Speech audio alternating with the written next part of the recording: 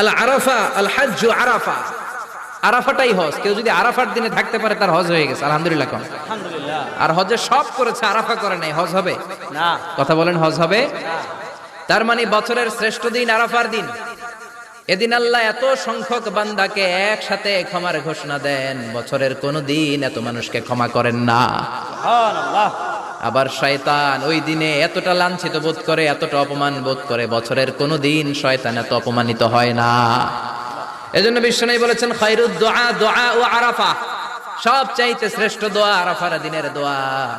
বিশ্বনবী বলেন আরাফার দিনে একটা দোয়া আমি করি, আমার আগে সব নবীরা এই দোয়াটা করতেন। দোয়াটা হলো লা ইলাহা ইল্লাল্লাহ ওয়াহদাহু লা শারীকা লাহ লাহুল মুলকু ওয়া লাহুল হামদু ওয়া হুয়া আলা কুল্লি শাইইন কাদির। সুবহানাল্লাহ পড়েন। সুবহানাল্লাহ।